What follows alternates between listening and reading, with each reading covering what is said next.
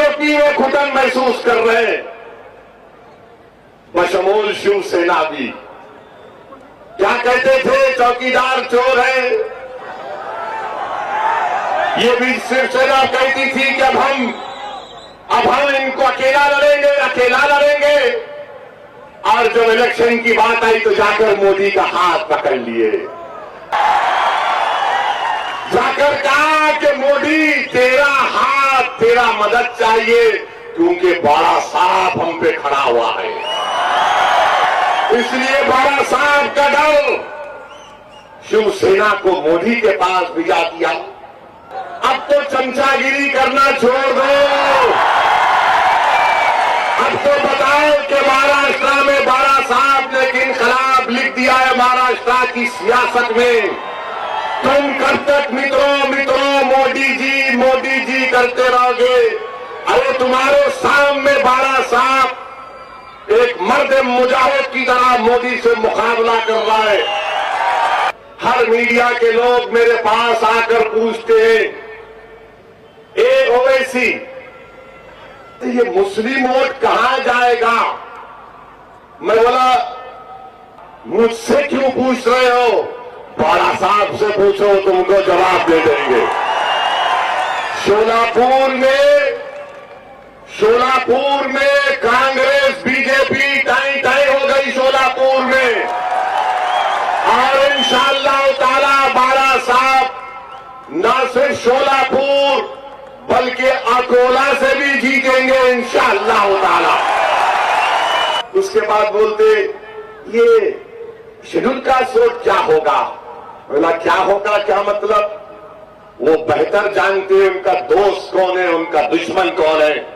वो बेहतर जानते हैं कि उनका हमदर्द कौन है।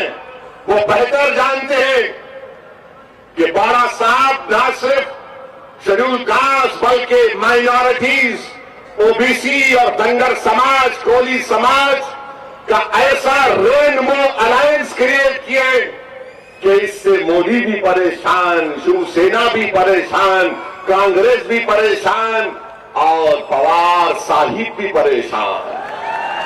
आरएसएस को कॉन्स्टिट्यूशन के दायरे में लाना चाहिए। किसने कहा आरएसएस को कॉन्स्टिट्यूशन के दायरे में लाना चाहिए? किसने कहा? मुझे बताओ, जोर से बताओ, पुकार के बताओ, ताकि नागपुर और मोदी को मालूम हो सके। किसने कहा? जोर से बोलो, और जोर से बोलो, दबा के बोलो, जम के बोलो, मिलकर बोलो, एक होकर बोलो। सुने कांग्रेसियों, मोदी सुने, एक ही मिनट में पूरे बोल रहे बाला साहिब, बाला साहिब, बाला साहिब। और लोग समझ रहे थे कि अच्छे दिन आएंगे और लोग मोदी। अब कोई नहीं बोल रहे। अच्छे दिन तो बहुजन वंचित आघाड़ी के आगे अल्हम्दुलिल्लाह। अब यहां से हमारे अच्छे दिन शुरू होंगे इंशाअल्लाह ताला। ये जो हमारा मिलाप है ये सिर्फ असेंबली इलेक्शन तक, पार्लियामेंट इलेक्शन तक नहीं है, बल्कि इंशाअल्लाह ताला जितने भी इलेक्शन महाराष्ट्र में आएंगे मैं बाला साहब के पीछे खड़ा रहूंगा। जिस तरह शिवाजी के साथ सिद्दी इब्राहिम कहा था, बाला साहब इसी तरह मैं आपके साथ खड़े रहूंगा इंशाअल्लाह ताला।